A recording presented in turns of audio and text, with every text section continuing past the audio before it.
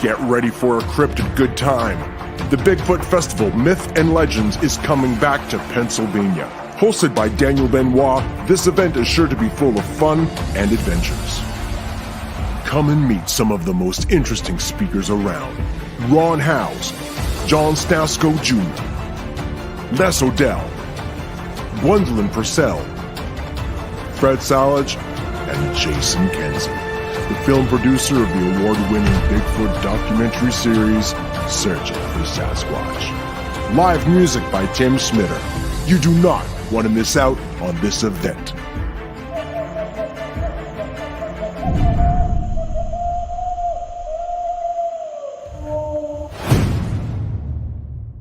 And you're watching Bigfoot Zone ECBRO. We want to thank you for tuning in. Ladies and gentlemen, back to our regular scheduled program.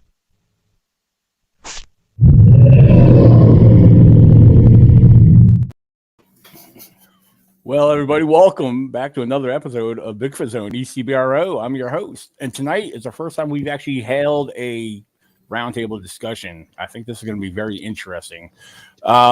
I know I'm going to be watching the live chat the best I can, and Zach mentioned he's going to be watching the live chat as well, which that will be very helpful. So, first of all, we have Julie McQuaid with us, Zach Sterrick, and we have Shelly and Steve who's joining us tonight. I'm glad to have you guys on here. I'm glad you guys are able to make it. This is awesome. Thank you for being here. Thank you. So yeah, we're gonna get right into this. Like I said, this is gonna be open discussion. A couple things, as you guys seen in the intro, coming up May 25th, right here in Pennsylvania, is the Pennsylvania Myths and Legends Festival. We're very excited about that. I know me and Julie, we've been putting a lot of work and effort into that. It's coming together really good. This is our first annual event, and we plan on doing this every year. So there's a lot. We have over almost 40 vendors signed up so far. That's including food trucks, the entertainment, and much more. Let's see what else we got here. We got some great speakers lined up. And let's see. Oh, and then in June, every June I host the annual ECBRO Virginia Bigfoot Conference. This year it's a 2-day event, June 14th and 15th. Same location as last year, the Wares Cave, Virginia, and at the Wares Cave Community Center. We got a number of vendors on that. We still have plenty of room. Our indoor space is filled up. All the outdoor space we got a lot of outdoor space, so we have a lot to fill up outside there. If you're interested in wanting to be a vendor, please send me an email at ecbro98@gmail.com. Let's see. Let me check on a couple things real quick. Sorry, I got them. Oh, no. Oh, okay. I was looking at the private chat. Zach's complaining about my long intro. So our pit bull decided he wants to play Can that thing get any longer? Any other time he never touches it, right? Oh my. So, well, Zach, I gotta build something, and sometimes that it helps. It works. I use it for advertising and everything, and promoting and all that good stuff. Let's see, what do we got here? Dude, the intro to my outdoor show is a minute long. Well, that's your show. No. Well, I'm looking at the live chat. We have Levon and Ryan Tremblay is here. Awesome. And I thought I saw somebody else. Okay, no, it's just Ryan and Levon. Oh, and who is this? We got, I don't know if I'm pronouncing that right. Rita May. Sounds like Rita May. Okay.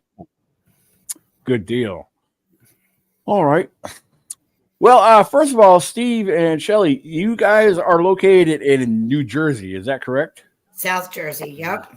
South Jersey. Okay. I'm guessing you guys are probably between 5 and 6 hours from this general area, like down in Somerset area. Everything we go to that you guys are at is about a 6-hour ride. Yeah. Yeah. Okay. Very cool. My toll bill for this year just came in. It was $687. Oh, wow. Oh, wow. Yeah. Whoa. Whoa, We're what are you like driving? 45 Tractor trailer? minutes from the shore, from Wildwood. Mhm. Yeah, we're way down. Wow. Yeah, Well, yeah, yeah, wow. I would expect, yeah, if you're a tractor trailer driver, I could see that. But That's not including the fuel. So wow, Wow. that's awesome. I mean, not awesome, but that's like awful, you know? Yeah. yeah. When you do what you love, right? Well, yeah. We have no other Absolutely. vices. now we include a few trips to Ohio in that Yeah. that figure. So because we Well, did you know, do Salt Fork twice last year. Yeah. So that's okay. about 7.5 hours. Well, speaking about Salt Fork, I told Julie I thought, you know, we could go ahead and bring this up. As we all know, there is a camp out that's taking place up there. Well, I know me and Julie really want to get out there to Salt Fork. Yeah. I love Salt Fork. Yeah, despite there is a group that's hosting a certain dates out there. We also talked about, we thought we mentioned this to you guys. If you guys want to, we could go actually a week before, or we could go as a group any other time if that's something you would like to do. Yeah, absolutely. That's what we said. We definitely want to get out there this year. Now, I love Salt Fork. Yep. So the other gentleman that does, Jack Warren he does campouts, multiple ones. Okay. In the same, and it's kind of the same style thing where it's only a nominal fee for the night, and he just looks to get the groups together so it wouldn't be, crazy. Right. Okay. Because I've been to Salt Fork before, but I haven't camped or really got to investigate out there. It was attending the Ohio Bigfoot Conference, which was back in 2017. If we, I would like to see if we could do something. Now, these group campouts, from my understanding, you got to have at least a 7-person minimum. I don't know what the group camp requires, honestly. So I wouldn't even care if it was a group and we all stayed in the main campground. Right. It doesn't matter to us. It's so active there. The last time when we went with a smaller group last time, we went and we stayed actually on Bigfoot Ridge.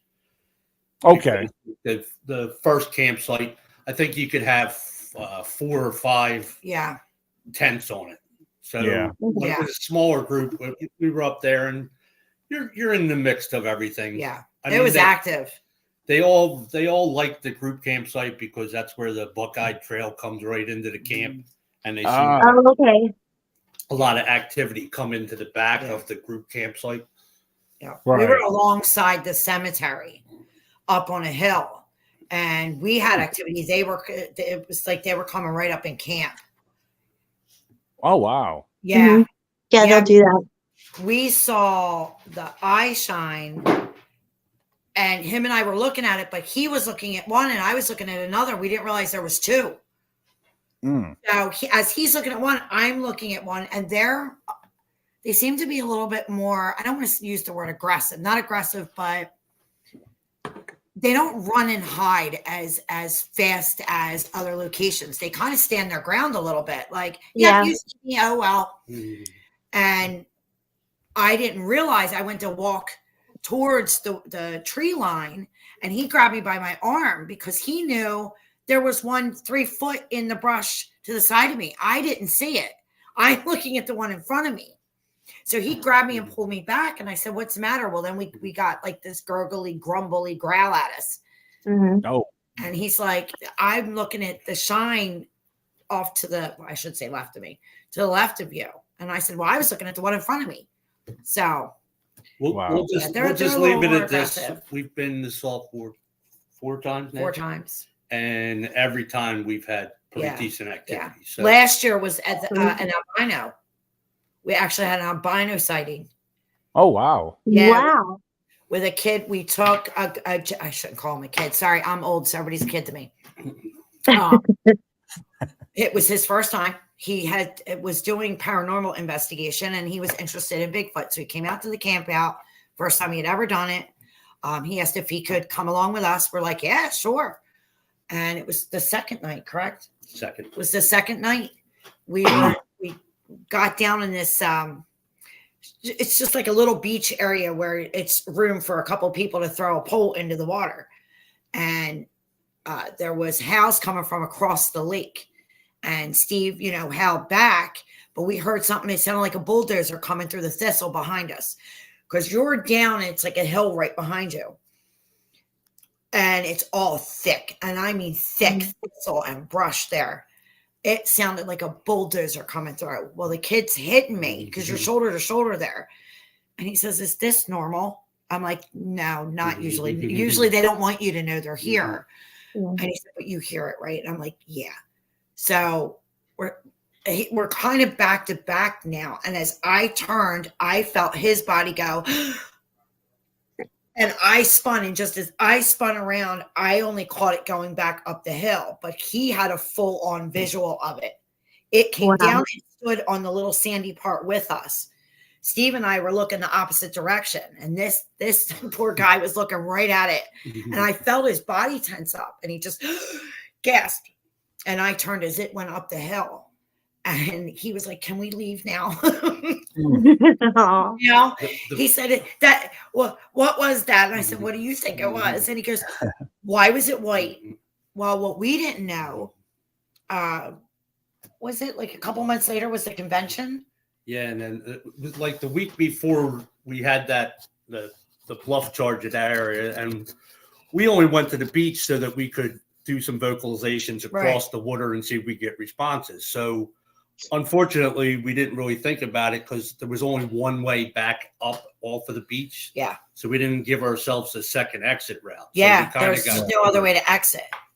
But we talked to a researcher we had become friends with in Ohio. And I was telling her about it. And she said, well, we had a sighting here last week of an albino. I said, no, I had no idea. She interviewed them. It was a family.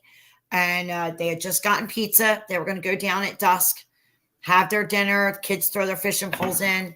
And this thing, same thing. They said it sounded like a bulldozer coming through the brush, like it was carrying on, like it wanted them to leave. And same thing, it showed itself. This poor family, they left everything. Brand new poles, chairs. They were there for vacationing, pizza. And they rolled. So the friend of ours, she went out, and sure enough, she said, Shell, there sat the pizza. She showed me the video of it. There sat all their brand new stuff, all their kids' toys, chairs, poles. The pizza was still sitting there. It never touched the pizza. Pizza was untouched.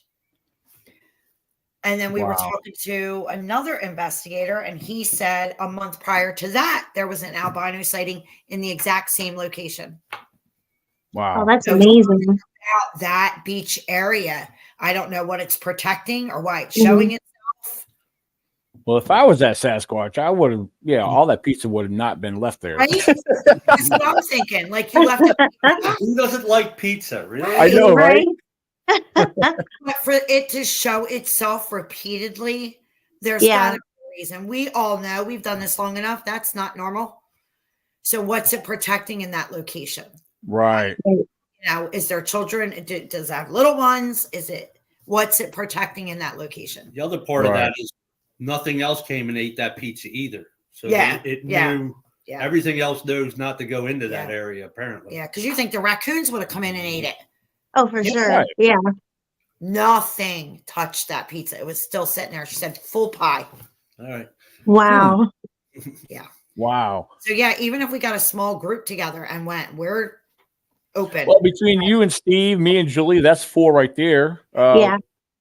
I mean, Zach, how far is Ohio Salt Fork from you? I am not driving to Ohio. I've got a lot of. I know Levon wants this year, to go. dude. Okay. Levon wants to go to Ohio, so I'm booked for 3. I'm booked for 3 events this year. I've got my wedding this year. I've got my honeymoon this year. I've got pre-plant to do. I'll be working 80 hours a week. I cannot afford to take off any more time than I have now. We hear that. Yeah. They're pushing to do literally. I've got my calendar filled out, and I've got something going on every month this year. Yeah. Well, that sounds like me and Julie. I mean, there's events between the 2 events that I got going, the one mine in Virginia and the one we're doing together up here in Pennsylvania. We got I don't have them written down in front of me, but there's a few local events I'll be speaking at. One through the Fayette County a group. That's what. Well, they ain't till October anyway. Then I got one up in Johnstown for the Western. Yeah, there's one in September. Yeah, that's September. I'm speaking there, and then I can't remember. I think there might have been a couple others. I can't think of them right off the top of my head. But then me and Julie, I don't Steve and Shelly. I don't know if you guys know this, but yeah. And Zach, I don't know if you see in our post, but me and Julie, we're getting married the day before our festival. When are you getting married? The day before. It's going to be the 24th. I didn't know what date was that. Well, we kind of just did it, but if you guys come early, you guys can show up for the wedding. Because you're going to be there for vendors anyway. Don't let him pull that congratulations. Wow. We got to go the day early. Yeah. What was that, Steve? Don't let him try to fool you with the event in the honeymoon. Don't let him try to trick you with that. 4 days of camp doesn't count, buddy. Yeah, but that's a big right.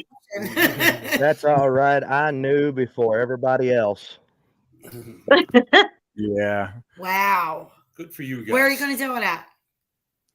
Because Daniel can't keep a secret, and he's got a big mouth, and he told me. Yeah, I know. Yeah, I think that. No, but yeah, we're actually doing it at the park itself with the festival. Oh, that's awesome. Yeah, we have the park for Friday. Well, here's the funny thing is we were just gonna do a justice of peace because we don't have the extra money to go through a wedding. Right. Yeah. You know, we're sharing this information with my buddy Ron. I don't know if you guys know Ron House, and he starts messaging me about something and asking about details. I said, dude, we don't have no money for all this. Next you know, he's calling me right up, and him and his girlfriend are on the phone together. No, you're having a wedding. We know a preacher. We know this and that. I said, why don't we do it here? I said, okay. They're like, let us take care of everything, and we're going to do this. You guys are having a wedding. I said, and we were just like smiling ear to ear while they're on the phone with them, So yeah. Why not? That's going to be something to remember the day before the festival. I mean, Oh, that's so awesome. Yeah. So the guy needs to be wearing a Bigfoot suit if he's going to marry you guys. What's that now? I said the guy needs to be wearing a Bigfoot suit if he's going to marry you guys. Well, I think he kind of mentioned that. Well, he did.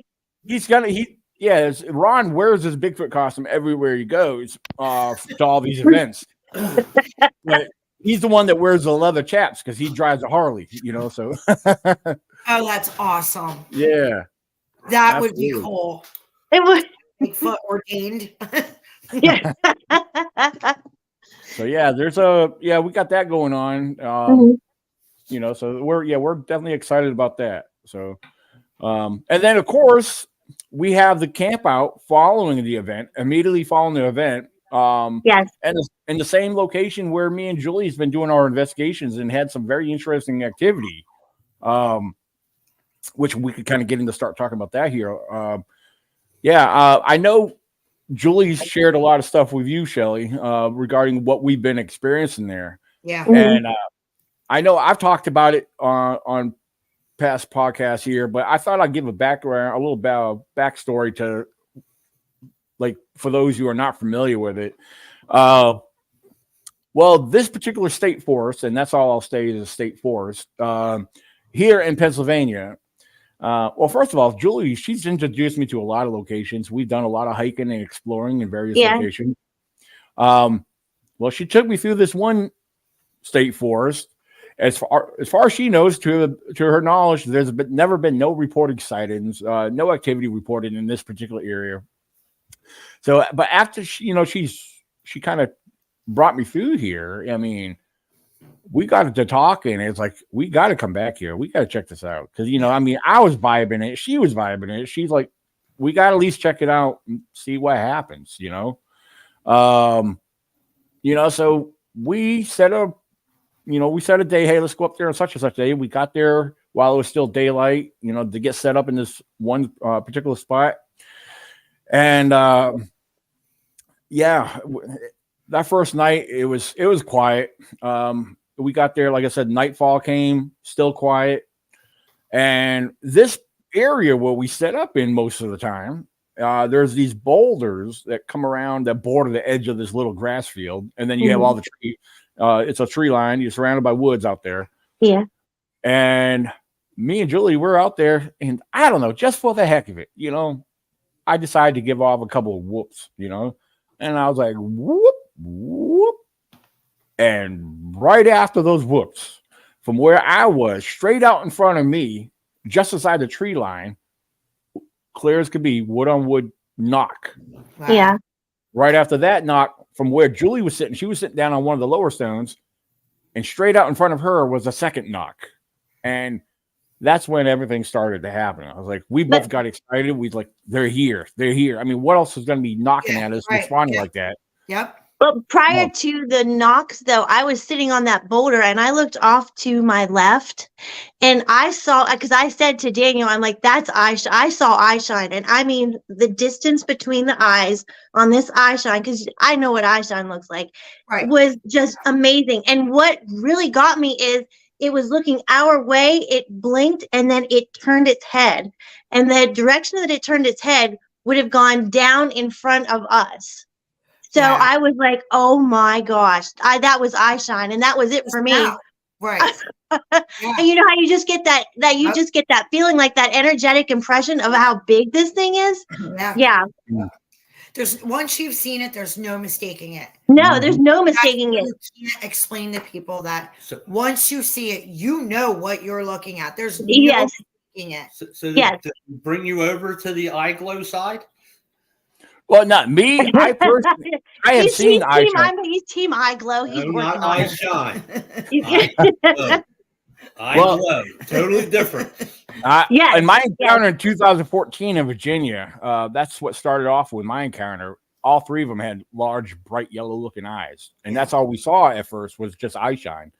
But now this here was different. Because as Julie will tell you, what was interesting about this, now keep in mind, for me personally, I have heard stories, I've heard people talk about this kind of thing. Not once did I ever think I would experience this. Right. And I'm very objective on a lot of stuff. Yeah. But one of the things that started happening after all of this was we started seeing lights in the woods. And to be more exact, these lights, some of them were a little bit larger than others, but the main one we kept seeing was this blue light that kept flashing or appearing. And then, I know Julie's talked about seeing other lights in the area, but for the longest time, that was the only one I was really seeing. I know other visits we were there, we started seeing other ones in the same general area, but not, just surrounding where that was. Some of them looked like little sparks of yellow, but the blue light was kind of like always kept coming around, but it was the yellow ones that would spark a little lighter and fainter. Now there's been times, keep in mind, I'm somebody that I was like, I got to go down there. I got to walk down there and see if I could see something or try to debunk it. That's just who I am. Right. But so while she would sit back up on the stone, I would work down there. I would have my camera on, I got my little light, I would just look around in the area. Now keep in mind, I'm not seeing nothing, but while I'm down there, I'm looking around and listening. There's been on one or two occasions I've heard something around me, like something like run off or something, it's kind of scurry through the ground, and like it would catch me off guard.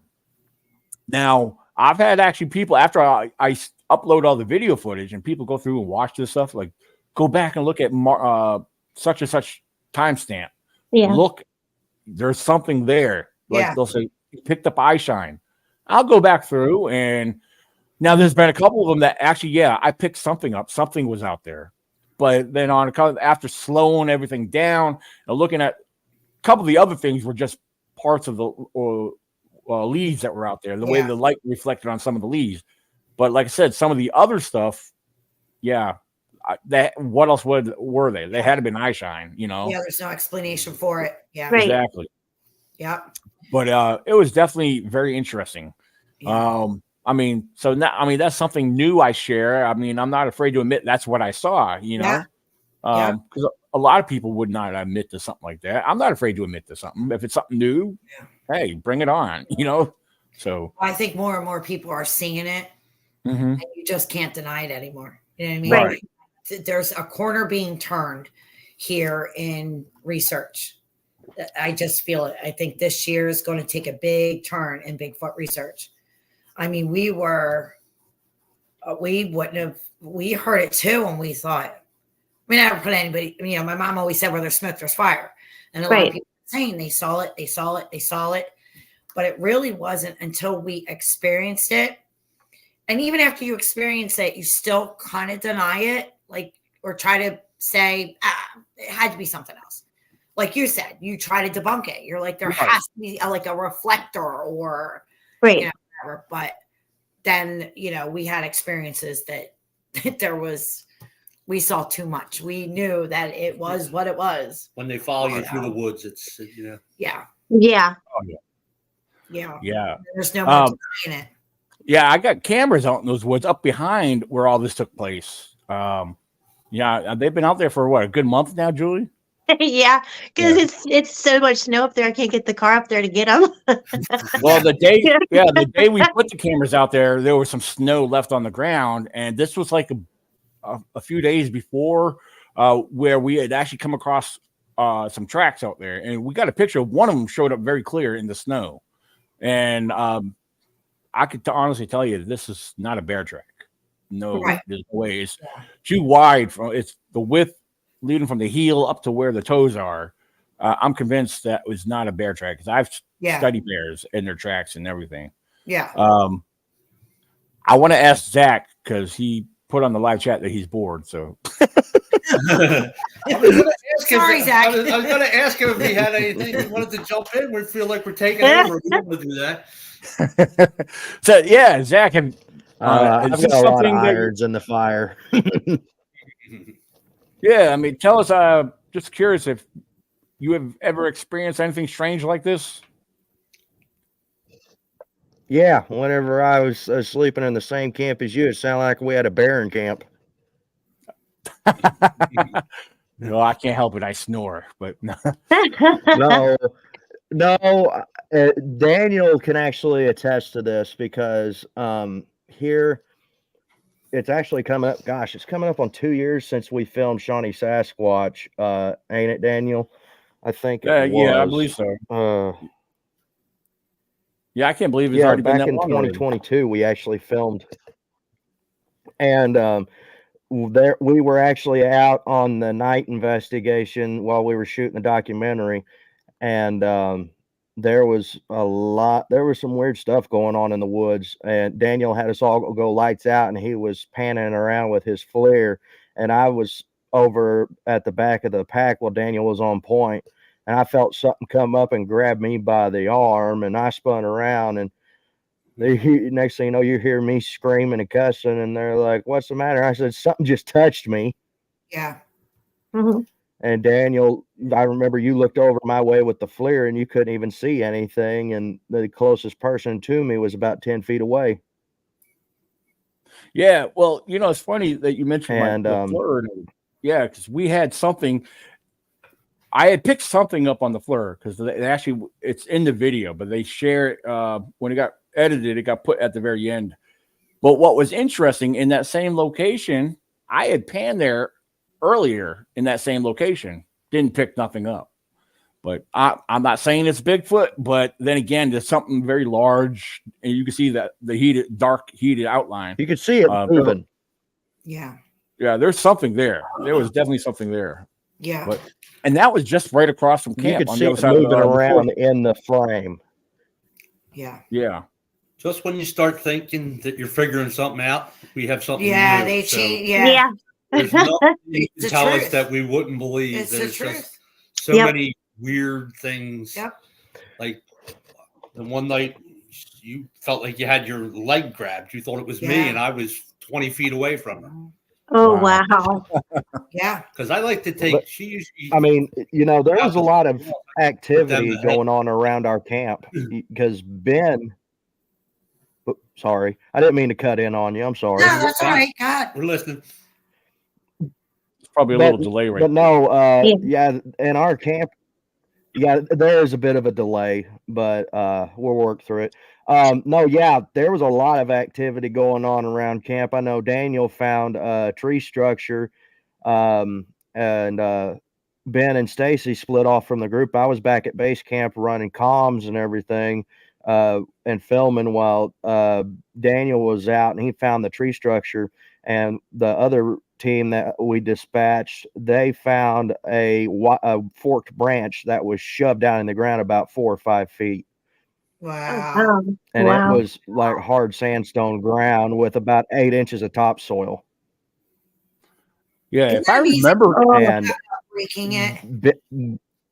One of our researchers that was in camp with us, he's a very light sleeper, and he was sleeping in the same style as I was, in a hammock underneath the tarp, so he could see and hear what was going on around him. And he was hearing stuff moving around our camp, like every night that we were there. And then we went, after the first night, we did a daytime recon around camp. Whenever me and Stacy went to go check my game cameras I'd set throughout the woods around camp. And we actually found a track that was behind a brush pile, sort of thicket, that was about 20 foot away behind Daniel's tent. And this thing was probably about maybe 12 to 14 inches long. Wow. Well, there's a validation right there. Yeah. How do you deny it then? And even Stacy Coughlin, that it was literally the first day we were there, because we were filming our interviews to spread out through the actual documentary between our field footage. And me and Daniel were chilling out up at camp, getting ready to cook supper. And they're down the road, probably maybe 50, 60 yards away, to film Stacy's part of the interview for the documentary. And Stacy had him cut the camera off, and he hollered for me and Daniel to come down there. We take off running, and we get on the viewfinders, and down in the valley, I saw on the viewfinder where there was 2 of them. One was peeking around behind a tree, and one was peeking up over a rock that was down in the valley.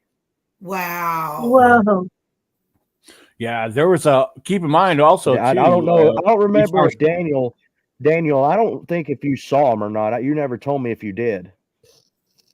Now, I don't remember that part, but I know in the we had found some tracks after finding that one structure I came across that almost looked like a what I would describe as almost like a teepee type structure. But down in that general area, there was some track impressions that were pretty clear in the terrain that we were walking through. So yeah, they were right on alongside the road. Well, but yeah, we've seen some back off the road too. That were kind of interesting.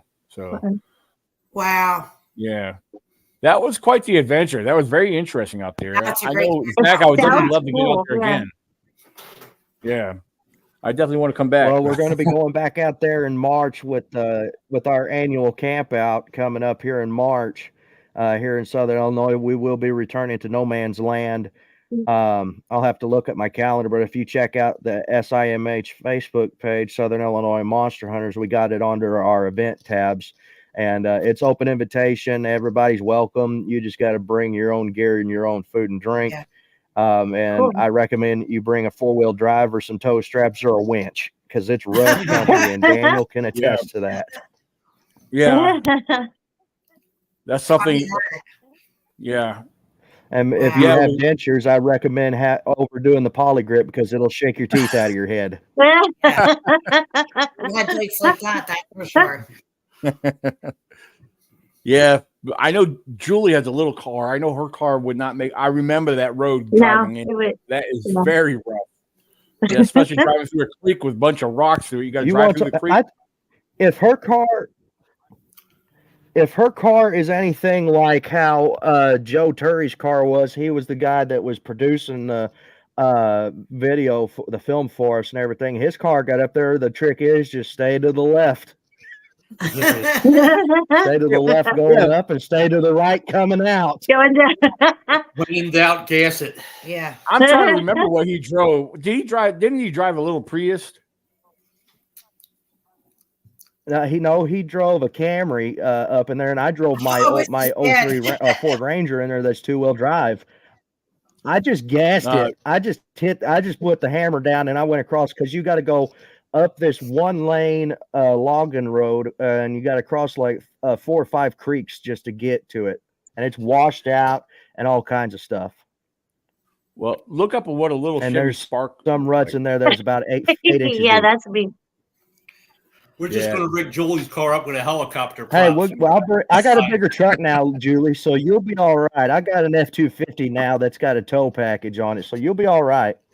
Well, I was gonna say my car could fit in someone's truck bed. Yeah. If you could just take me like that, I'd be good. Maybe we can make it up. We can get you in there. So basically, you're saying you're driving a roller skate.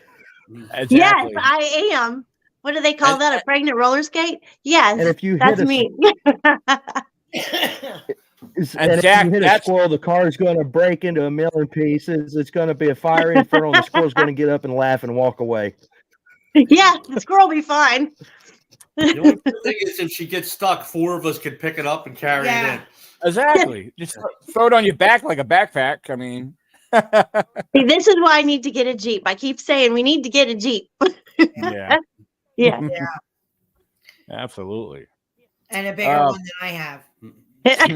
But yeah, I got a lot of irons in the fire right now. Like I said, I'm booked up for 3 events this year alone in June, September, and October. In June, we got the Big Muddy Monster Festival happening.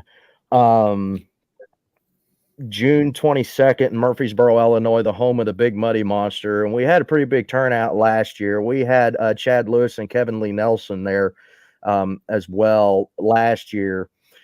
And I don't know who's going to be there this year. We just got booked this past weekend for it.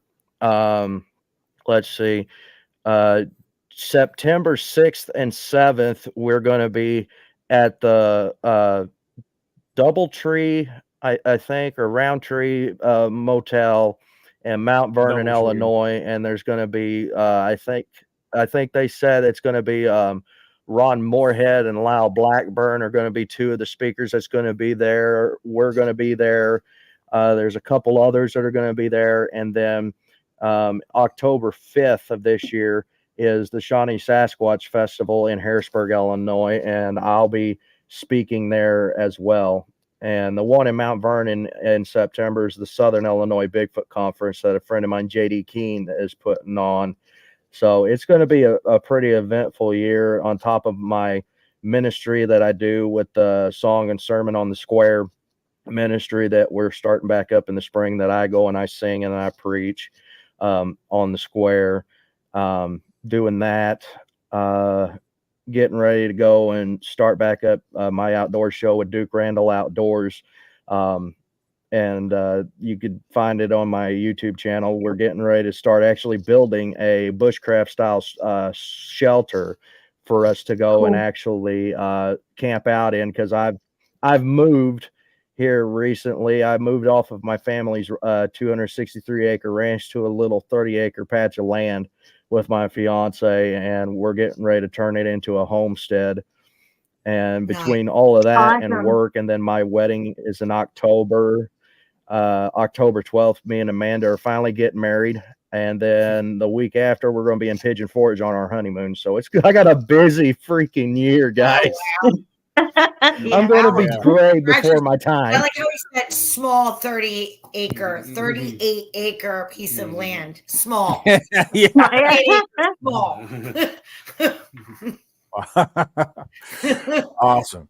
Hey, one thing I wanted to pop up on the screen for everybody, when we were talking about what me and Julie have been seeing, I put together this short little, it's only 5 seconds long, but it's not the best, but it's kind of gives you an idea of what we were seeing out there. But here it is. Now, the image of the woods in the background, this is one of the pictures we had from out there, but I added some, like I took some overlays and put little lights in there to kind of give you guys an idea of the flashes and stuff that we saw. But this is it right here. Wow. Yeah, they were that bright. Yeah. Wow.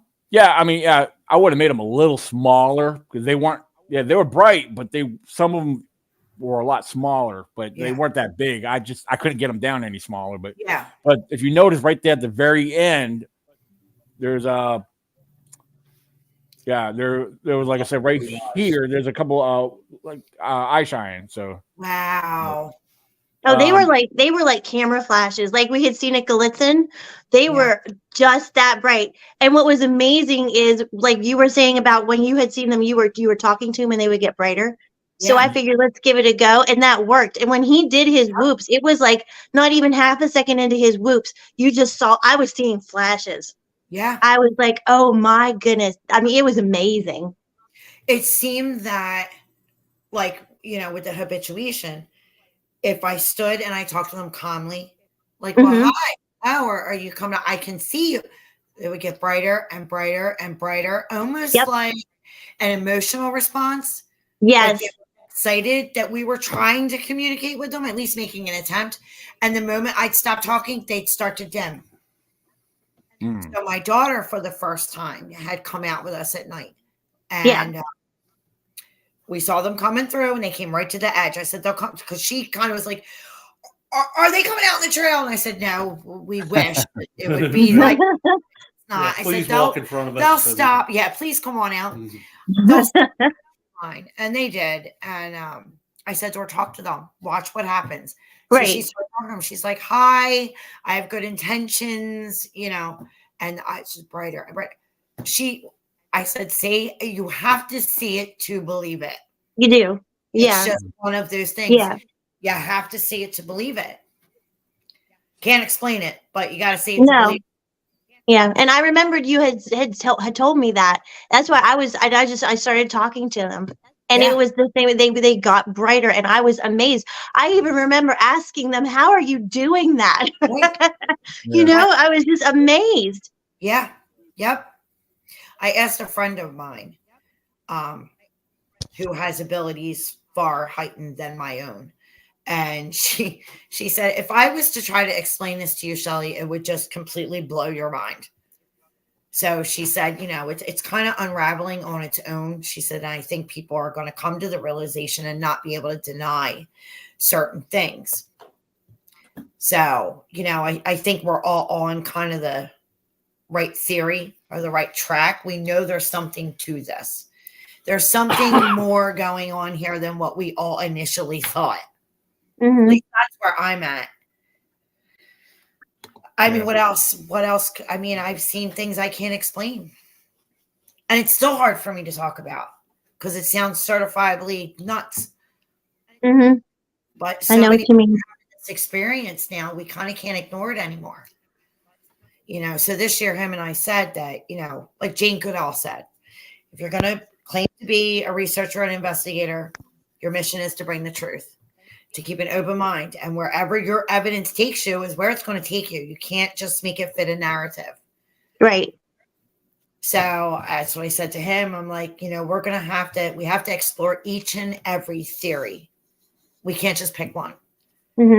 So it's, we're trying to do things in a different way, try to bring some kind of science to it. We haven't quite figured out how we're going to do that. Here's what made me question things.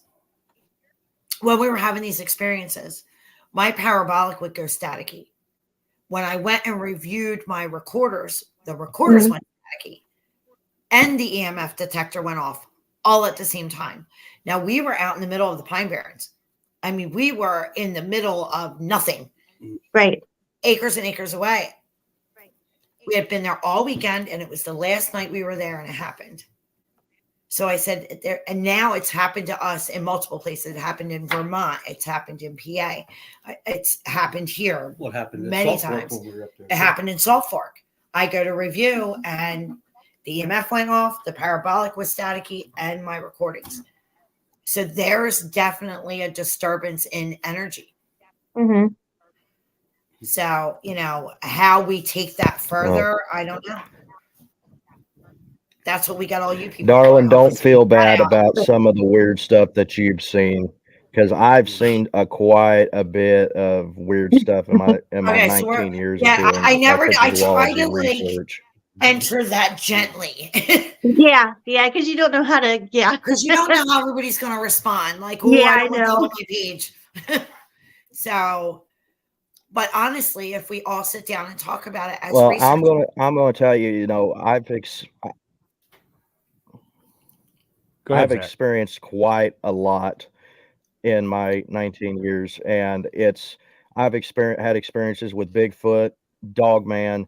I've actually had an encounters with the paranormal. I've encountered Mothman, and and this is one thing that a lot of people don't know. I've actually had an encounter with Yinal Delushi, which is the Skinwalker, and trust me, Oh, you think I understand, dear, where you're coming from, because I was at that point 19 years ago whenever I had my first encounter, and trust me, it gets weirder and weirder and weirder. And it's like I've I've talked to seen the Daniel, because weird.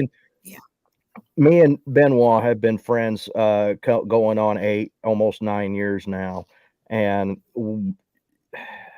it's literally, we agree, and we've said it. You go in with a lot of questions, and you with going in looking for answers, you come out with more questions than what you did when you started. Yep, absolutely. Like I said, just when you think you have an angle on what's going on, the playbook changes real quick. Oh yeah. As Roddy Piper said, when they think they have the answers, I change the questions. Yeah. That's the truth. That's the truth. So how we're all going, how we're going to do this, how we're going to research it, how we're, Well, so I watched something the other morning, and with the blue eyes glow or eye shine that you guys had, they usually say that's dog man. That's what blue some eyes say. are usually a dog man.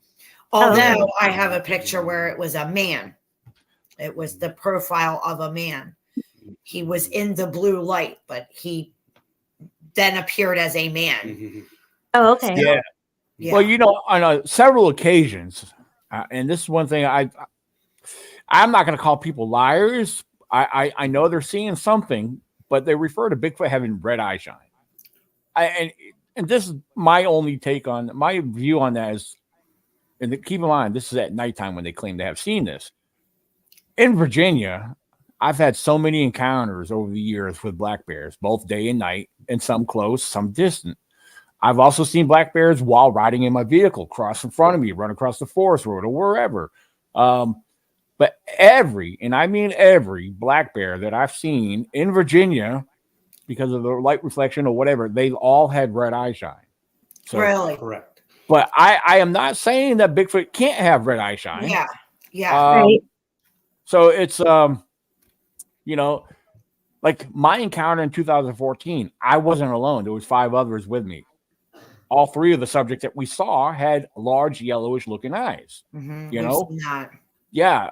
But then on some occasions, I've heard some reports, some stories saying they seen the bluish eyes. Now, when I think about bluish eyes, come on, we've all seen deer at nighttime. Sometimes their eye glow, depending on how you see it or how far or how close. Yeah. Sometimes they look like blue marbles lighting up. Yeah. Yeah. Well, this just kind of looks like LED Christmas lights. Right. Yeah, it does. Large. Now we've seen the red glowing eyes here. Okay. Now South Jersey has only had 2 bear sightings in the last, when I Googled it, was it last 70 years? And that was due to forest fire, and they kind of got off track. We don't really have, North Jersey does, but where we're at, we don't have them as much. And we've seen it, like clear as day, we've seen it. Our experience here, every time we've seen it, has been an alpha male.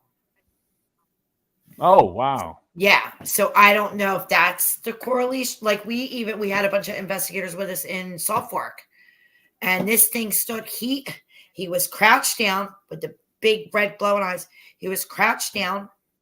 He stood up, and he stood about 9 foot tall. And we had Ohio investigators with us, Paul Frazier. Who else was out there with us that night? It was Justin Dobbs. We had Justin. Justin was with us. Yeah. It was just the 4 of us that night because it was raining. Nobody wanted to go. So First we saw the white glowing eyes, and they were crouched, and then they would get up and they were just doing this, the usual rabbit trees kind of thing. Yeah. And we stayed focused on that. And then everybody almost at the same time did this. And this red glowing went from crouched, I want to say like 4 foot, and it stood up and was like 9 foot. And everybody at the same time, one of these, like, you see that, right? You see that, right? You see that, right? And then it moved. Yeah. Then it moved and it dropped down. Wow. I said, if I see this thing spider crawl, that's it. I'm having a coronary. Wow. I've never witnessed that, but my son has. Yeah. I said, if this thing does a spider crawl, I'm done. You're carrying me off this hill. I'm done. Now, part of what you just shared there can remind me of my 2014 encounter when we all saw 3 of them. I won't get into the whole thing, but the first one we saw was a small one. Well, we estimated to be no more than 4 feet tall. Wow. Well, from the moment we actually laid eyes on it, when we all got up and regrouped into the area where we first saw it, it was swaying side to side, and it was doing it pretty swiftly. But now, of course, the other 2 appeared afterwards, but that small one stayed swaying. It never stopped. But it was like it had the side-to-side swaying motion the whole time, So, which I thought was interesting. Yeah.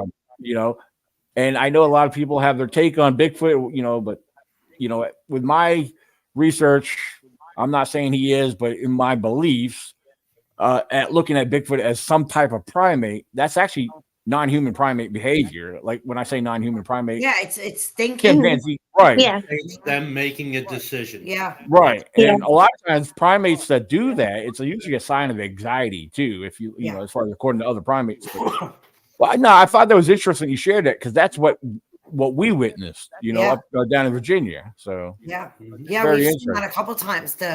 He's actually done it back to them. I've actually really? had him in rhythm. Yeah, he's done Oh, it. wow. While they're doing it, he did it. Wow. And it almost seemed to be like, wait a minute, why is he doing that?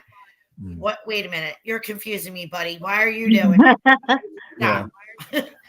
Hey, I want to take a pause real quick. We're going to come right back to this, but Zach's going to have to jump off here soon, but there's something he wants to plug, and I want to make sure everyone gets to hear this. This is something he's doing with his family, and I'm going to let him talk about this and throw this out there. This is off topic, but yeah, I definitely want to make sure he gets to plug this in here. So how about it, Zach? Yep. If you got it where you can present it, there you go. Yeah, that's my family. The fella in the middle is my grandpa. The little blonde is my grandmother, and the other little woman's my mama, and of course that's me. That is a Southern gospel album that we are getting ready to record, and we are going to be releasing. And we're going to be giving out copies to people that make any kind of donation to my ministry. I have on Facebook Resurrection Ministries on Facebook, and that's my outreach. And I go and I do alcoholic and addict outreach and recovery groups and everything. I do go around and share the gospel with folks. And on this, it's going to be a 10-track album, and you're going to be hearing some old hymns like Just a Little Talk with Jesus, Supper Time. You're going to be hearing Who Am I? Bill Gaither's famous hymn, He Touched Me. We'll be singing that. The Potter Knows the Clay by the Perrys. You'll be hearing me singing Long Black Train. You'll hear Grandpa singing songs like Supper Time, He Touched Me. What a Beautiful Day for the Lord to Come Again by the Happy Goodmans, Wedding Music by the Cathedrals. It's going to be a lot of fun. And if you guys would like to donate to help get this project off the ground, you can message Resurrection Ministries on Facebook. I do not a Facebook Pay, PayPal, Venmo, and Cash App. Any little bit helps, and any donation will guarantee that you will get a copy sent to you in the mail of our CD. So be sure to go and reach out to us. And this is going to be a big blessing. And the album, like it says, is titled One Last Time. And it's because, I've got less days ahead of me with my grandparents than I do behind me. And my mom and my grandparents, they sang as a trio for a number of years.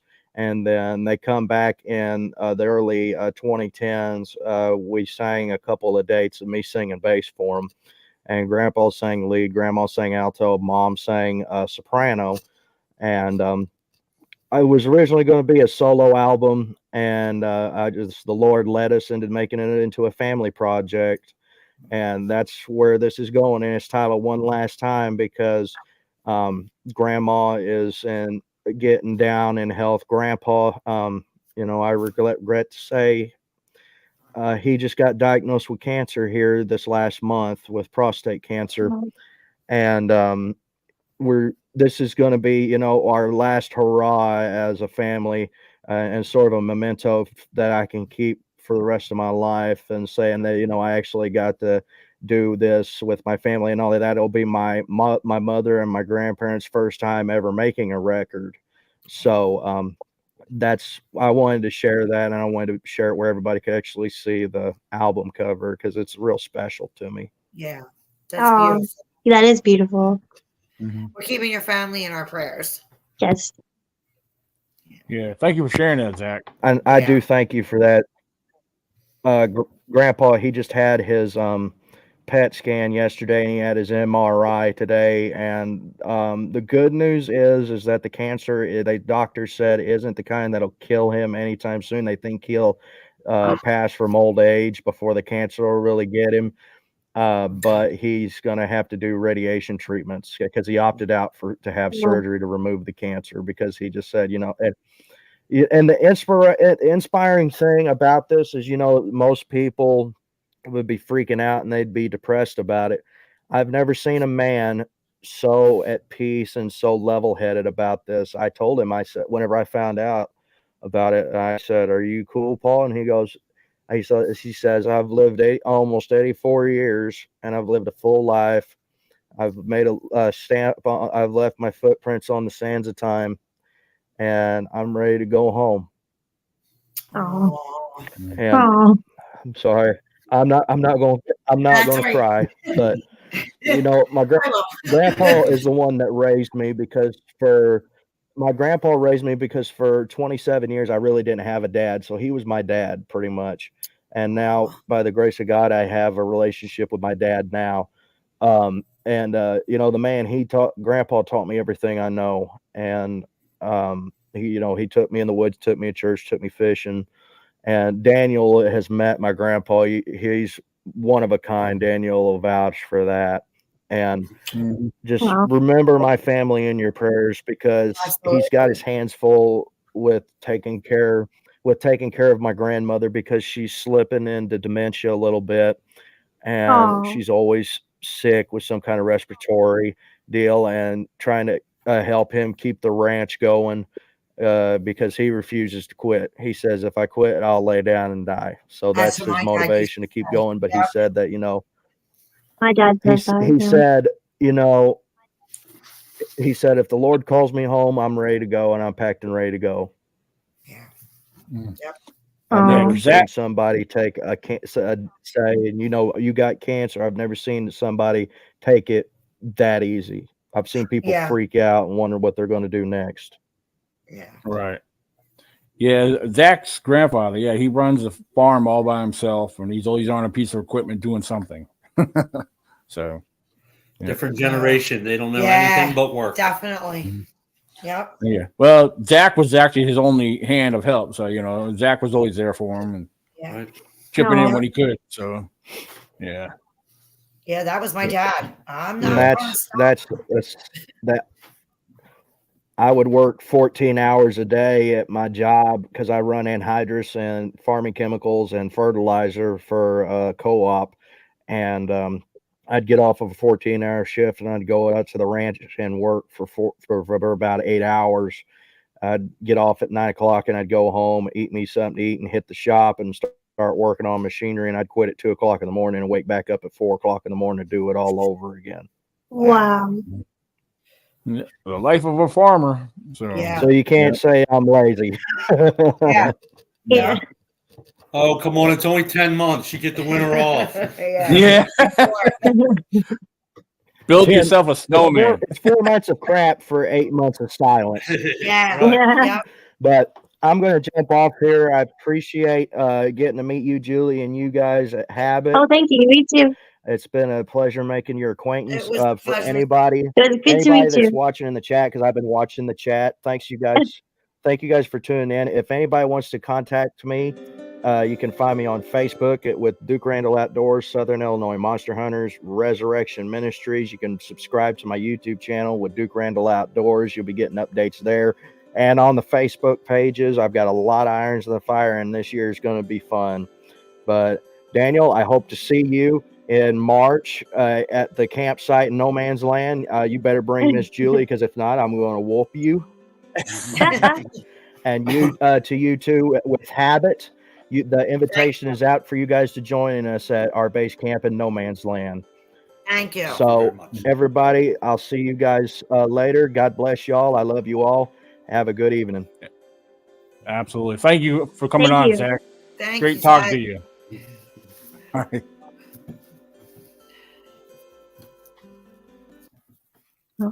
All right. By the way, that was me playing that background music. So. I didn't even hear it. I wasn't. Oh, okay. Yeah. I didn't want it too loud to over talk with him. Yeah, a couple things. I know we brought this up earlier, but I wanted to share this for those who don't know. This is just to cover. If you go to Facebook, if you want to like and follow our event page for the Pennsylvania Myths and Legends Festival, happening May 25th. Please, if you're on Facebook and if you have not done so, we're right under 800 followers for this page. So, which since we started this just a couple months ago, it's been growing, and the response to this event has been tremendous. I mean, we're getting a lot of support on this event. I mean, like I said, we got nearly 40 vendors already. We got live music entertainment. So we're looking forward to this. I just wanted to throw this out there for those who may not be familiar with it. We got one of our speakers is coming all the way from British Columbia. Mr. Jason Kenzie. He is a award-winning film producer, and he produces a show, Searching for Sasquatch, which you can watch all his episodes right now through Amazon Prime. He does have some episodes that you can watch for free on Tubi. So, feel free to check out Searching for Sasquatch.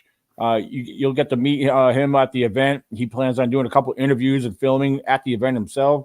So we're looking forward to that as well. Yeah. And then then our speaker lineup right here, which for the viewers, it may be kind of small to see, but this is I got this shared around on social media. Also, I want to throw out there our sponsors, Trailhead Brewing Company from Rocktown, Pennsylvania. They were our first official signed up sponsor. They will be there. They'll be serving up beer. One of their favorite beers that they have, it's one of their big beers, well-known beers through them. It's called Trail Creep. If you look on the label, which I'm not sure how they'll be serving their beer, but Trail Creep, it's got the Bigfoot on it, which is cool. Me and Julie, I think we both have our favorites there. That one's my favorite. I love that one. I like it too, but they have one. It's called Chicken Town. It's it's actually named after a location here in Pennsylvania, which I was not aware of that right away. Mm-hmm. So nice. And then our other sponsor, we're proud to have them on board. They'll be there set up as well, selling items, raffle items, a lot of display stuff. But Renewal by Anderson, they will be with us. They'll have some promotional products, and like I said, they'll have a couple Bigfoot themed items for raffle. So because they asked me if they could do raffles, I said by all means, the more the merrier. Because I think we're going to possibly do a raffle ourselves. I'm not sure yet. Me and Julie would talk that over here after a while. But yeah, so I wanted to just throw that out there. And moving ahead, I want to throw this out there too. This is coming up. This is the event I've been hosting for the last 6 years in Virginia. It's the ECBR Virginia Bigfoot Conference. It's a 2-day event, June 14th and 15th. Bigfoot, paranormal, cryptids, the unknown, vendors, guest speakers, food, and more. So mark your calendars for these events. We got a lot of time and planning, and a lot of money gets put into these. So come on out and support these events. We really appreciate it. So yeah, we go. So yeah, I just want to throw those out there and cover a couple things. And if you need to take a quick break, if you want to grab a drink or something, feel free to go ahead and do so. And I'm going to throw up a couple of videos. So usually about 2 minutes of video. So if you want to take a quick break real quick, we'll be right back. Get ready for a cryptid good time. The Bigfoot Festival Myth and Legends is coming back to Pennsylvania. Hosted by Daniel Benoit, this event is sure to be full of fun and adventures. Come and meet some of the most interesting speakers around. Ron Howes, John Stasko Jr., Les Odell, Gwendolyn Purcell, Fred Salage, and Jason Kenzie, the film producer of the award-winning Bigfoot documentary series, Searching for Sasquatch. Live music by Tim Smitter. You do not want to miss out on this event.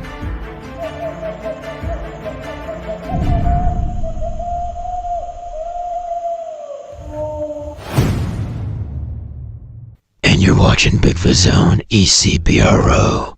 We want to thank you for tuning in. Ladies and gentlemen, back to our regular scheduled program.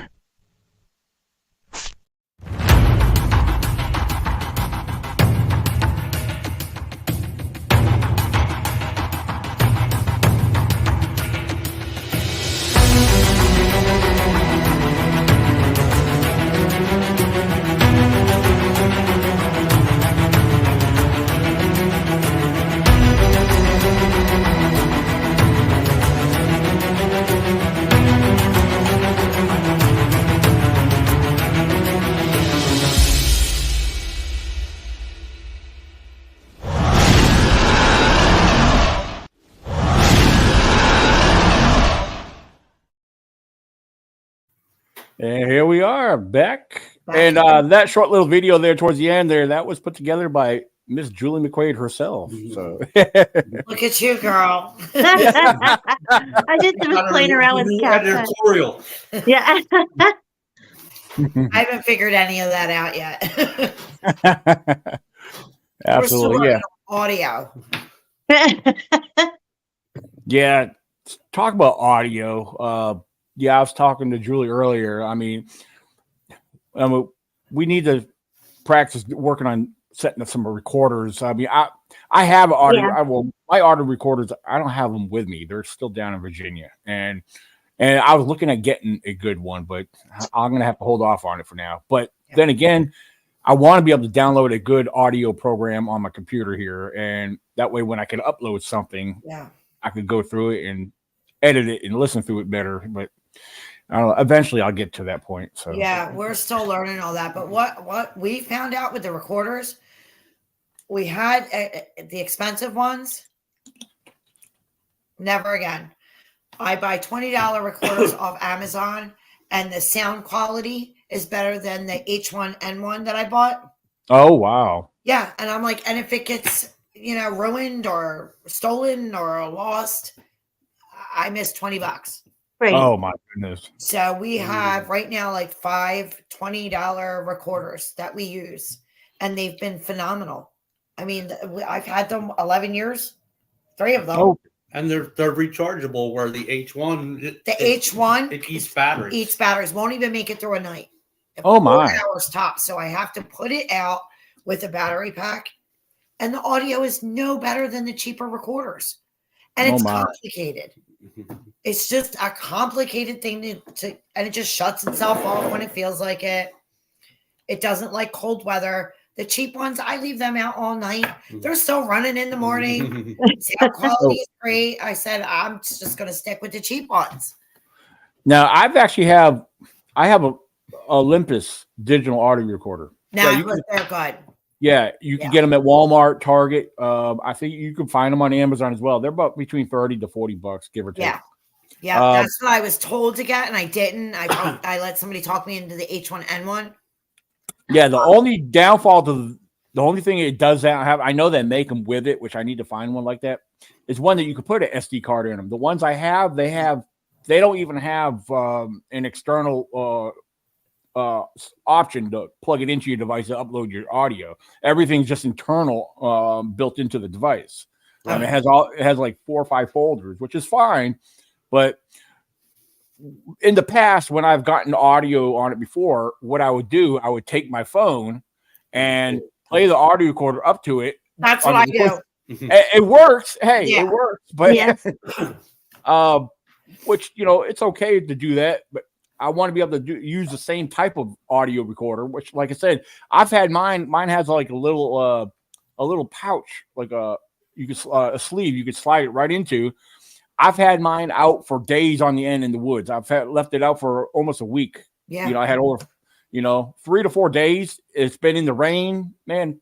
It doesn't stop working. That's been these. They've been great. I have no complaints. So I just bought 2 more over the weekend. Absolutely. Now, if I could just learn to get them on the program and cut them and do what I need to do, that would be fabulous. Yeah. I actually built bat boxes that the bottoms are mesh. Yeah. Okay. Yeah. So you can leave them out. They're made to look like a bat box. Oh, okay. Recorders in there because nobody's going to stick their hand up in there. Nobody's more afraid of a bat more than a Bigfoot. Yeah. So they'd rather not reach into that hole. Yeah. Well, I'll tell you one thing as far as uploading audio. If you could upload your audio to your computer, or even record it, get it on your phone, there's an app. I just recently have it downloaded on the computer. The computer layout's a little different. I'm so used to doing it on my phone. I use it's called CapCut. Yeah, CapCut, CapCut. And you could take videos, you could extract the audio from videos, or you could simply upload your own audio and then just have your you could have all like an audio video only, and then if and if you want to use that, you could add images, whatever, overlays and stuff like that. But I find that to be probably the most easiest way right now. I mean, there's other apps out there, but this one here, I got used to it. So, I mean, I'm like I said, there's probably other apps that might be a little bit better. I use the Pro series. It's usually like $7 or whatever. And yeah, I think it's like $7.99 for I forget how long. I don't know if that's for the year or what, but so yeah, but it's something to check into. It might be helpful to you, So yeah, that's why I said we have all this audio evidence, and we have 2 or 3 different programs that I've been playing with back and forth with them, trying to learn them. The problem is we have 0 time, thousands of hours of audio, and by the time you get to sit down and start going through it, you burnt 5-6 hours. Yeah. And then we're ready to go back in the woods and get more. So it's like, so what happens is I listen to it at work while I'm working, and I'll note, where in the video or the audio we have a vocalization that's worth looking at. Right. Or like I put it on my phone. If I wanted to get it on, it kind of echoes back or reverberates or whatever they call it. And then he'll upload it on the computer, and I'll tell him, here, here, and here. But we haven't quite mastered the Audacity program yet to use it and cut it and put it online. So, but I said, we're horrible. We keep getting all this fantastic audio and we're not sharing it. Yeah. Because I'm trying to streamline a frequency level that will let us kind of cheat and run through there a little faster. It's just the window is. Well, what we found, wide. And I'll tell you, Chris Noel actually had said this, that the best audio is in the lower frequencies. That's where the gold nuggets lay. Mm-hmm. And if that isn't the truth, the good stuff isn't in those high howls. The good stuff is in these lower ranges where you're like, what in the world was that? Yeah. So. Yeah, Yeah, it takes some time. You kind of work out the bugs, and doing some research on what works best for what you're trying to do. Yeah. I know sometimes there's certain things I'm still working on. I'm constantly looking into certain things here and there, but yeah. Especially if it's something you want to start doing. Yeah, I mean, sometimes the answer is easy to find. Sometimes it's challenging. Yeah. Well, I'm trying to talk my son into doing it because they're born and raised into doing this stuff. Oh, sleep. So I'm like, I need you to be my audio guy. Yeah, There it is. Just get it, bring it up, and splice it for me. Absolutely. We did have one question on the live chat. I thought I'd throw it up there if you guys want to respond to this.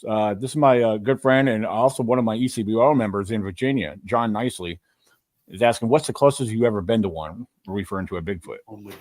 Wow, I could do it too with the one that closest I've been.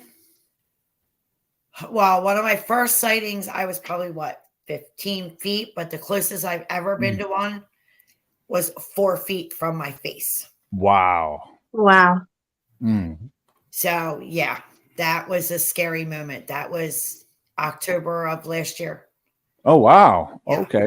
Where was it? Was that in your location up in New Jersey? It was actually on our property. Oh, wow. It was right around the time we started seeing the eye glow a lot. Okay. And we come home from camping, and he said to me, he goes, "Oh, look, your welcoming committee is coming up," because all you see is guys. And technical difficulty. They would not take their eyes off. I was sitting in the truck because I think I was messaging somebody or talking to someone, and they just would not take their eyes off me. So I kind of, jokingly got out and was like, "Oh, hey," and we started to unload and whatever. And I went out back, and we have a long flower bed that runs the length of part of the property anyway. And as I went to go back and just yell, "Oh yeah, hi guys, I see you," because at this point we've been with them 13 years on this property. So I think they've been here generation to generation. I think they were here when I was a kid. Right. But anyway, I went out, and my son had called as I went out. And I'm talking to him on the phone, and I pace when I talk on the phone. And I'm pacing back and forth. Well, I happen to notice these two sets of glowing eyes are pacing with me. Now, in the 13 years we've done this, I have never seen that. Not from here, not from our clan, troop, whatever you want to call them. Right. And I thought that's they're getting brave. There was something different. Right. So just to kind of play around while I was talking to my son, Steve had the lawnmower and some other stuff parked out in the middle of the yard. So I ducked down behind it. I went to see what they would do if they couldn't have a visual on me, because it was like they would not take their eyes off me. And I ducked down. Well, they went up. So in my mind, you're got to make sense of it. I thought they climbed up in a tree. I'm like, are these two juvies? What they literally went in a tree to try to see where I went. So I hung up with my son. I stand up, and I started to walk in. I'm not going to stay in our main trail. Sorry, it fell. In the beginning of the main trail, we have an arbor, and so I walked towards that. And as I got towards the arbor, they started to descend, and I'm thinking, there's not a tree big enough to really sustain their weight in where they were. So I thought it's got to be little ones, but their eyes were so big and far apart. It did make sense. So I started walking towards them, which probably wasn't the smartest thing. But after 13 years, and they've never heard us, it's on our property, So I started walking towards them while they started to descend. And in my mind, I'm thinking, are you kidding me? Are they going to come towards me? Any other time they've ran, they've hid. So I thought this isn't normal. And it came down. It was coming down just as these two glowing balls of light. I have no other way to describe it. There was nobody. Now, mind you, it was a full moon. It was bright out there. I had no headlamp, nothing, but you could see perfectly clear. There was nobody. Nobody was attached. I didn't even pay attention to the second one. I was just looking at the one that was closest to me. And I'm like, there's no body. Just these eyes are coming down from the sky, the tree, whatever. And as it came down, there was a leg, and then another leg, and then a body. This thing landed right in front of me on one foot, and in the next step was in the woods to the other side of the trail. Wow. With that, my rear end ran back to and I've never, not here, I've been scared out in the field, but I ran back in the house, and I couldn't even talk. I said to him, "You're not going to believe what just happened." So he said, "Well, they've been acting strange." And I said, "Well, yeah." So he came out with me. When he came out, there's the amber glowing eyes and in the trees again. And as we're standing there, we're making this sound like this, like if somebody was going like soup, like the soup commercial. Oh, okay. Had like a gurgly purr noise in it. Oh, wow. And we had never in 13 years have ever heard this noise. And he did it back. Oh boy. All holy, you know what, broke loose. Trees started cracking. I'm a provoker. I can't help it. I thought we were going to get hit with a tree. I started to back up. They start raising all kinds of cane, and trees are cracking and crunching. And we came in, and like things just changed after that. Wow. So, up until that point, him and I it's flesh and blood. That's what we thought. It is flesh and blood, and you're not going to tell us anything different. We never demeaned or belittled anybody because, like I said, my mom always said, where there's smoke, there's fire. And I know people that have seen odd things that they couldn't explain, and I know they're not liars. But once I saw it, for the longest time, I didn't even want to go out there. All right. Because I'm like, what was that? I'm looking at it. It's a Bigfoot, but I've never in all the years experienced it in that way. Mm-hmm. Anytime I've ever had my sightings, it looked flesh and blood to me. Nothing weird happened. It didn't cloak or disappear, or it was a living, breathing flesh and blood. But there was nothing, and then there was something. And it 4 feet in front of me. Wow. And then just went into the other side. And so after that, things just got really weird. Like they were coming close and being extremely verbal. And it got weird here. It got really weird for a while. So just to give you a little background on what we have. So basically we have like 3 acres, but we back up to 400 and some acres of state-owned. Oh, nice. Property that's actually backs up to our property. So it's got a pretty good access point to some good location, as we'll say. Yeah. And then there's land that goes clear almost down to the shore. So, I mean, there's lakes and streams and whatever. So they just kind of, I don't know if it's because, I'm the farmer's daughter. So I don't know if they started here because my father was a farmer and we had livestock. Because I remember things happening as a kid. But, it was always the trespassers did it. Or my mom, it's probably unruly teenage boys. Right. I would, in the summertime, we didn't have air conditioning. We, opened the windows. And at night, a hand would smack on the screen. And I would scream and cry and scared to death. And so my mom thought it was just teenage boys in the neighborhood. And that went on for a couple of years. And my dad would have tools missing and different things. And he would accuse me of it because I was the only child home. And I'm like, Dad, why would I want your tools? And then they would reappear in like the weirdest places. Right. So now, all these years later, and then I had, a face-to-face sighting out here. And then as I learned about Bigfoot, I'm like, all those years my father blamed me. I bet it was them. You got me in trouble. It's funny that you mentioned how, tools will disappear and reappear in different places. I was actually shared, it was back in June when I attended the Forest County Bigfoot Festival. It was a friend. It was a friend of friend of mine. Ken Starr, the owner of Star Hill Winery, a vineyard and winery up here in Pennsylvania. Well, I was at the Forest County Bigfoot Festival, and they were there set up, and I was hanging out with Ken and his friend. Well, his friend had a lot of stuff to share with me, and that's one of the things he kept talking about. His tools and supplies and material on his property kept disappearing, and it would reappear in places where, like, he couldn't believe, like, how the heck did they get here? Right. You know?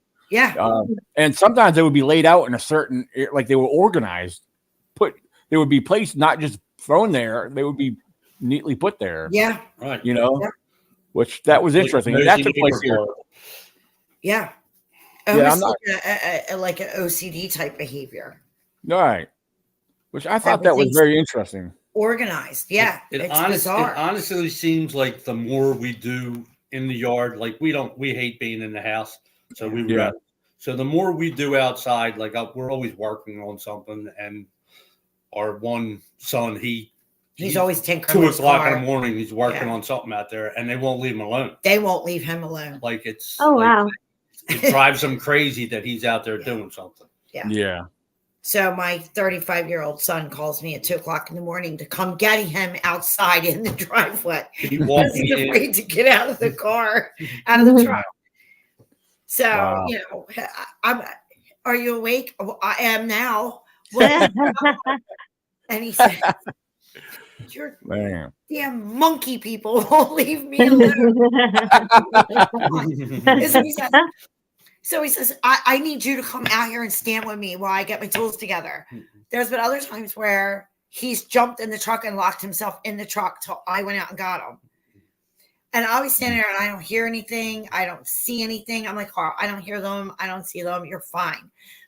He was cleaning up his tools and we're face to face and we're talking to each other. And he goes, Mom, I swear, he said, I got under my truck and he heard, I guess I heard a noise. It was like little pebbles being thrown at him. He turns around and looks. That year, there was definitely a juvie here because that thing was mischievous. And he looked over and we had a pop-up camper at the time. Underneath the pop-up camper, there's this juvenile like this, grinning.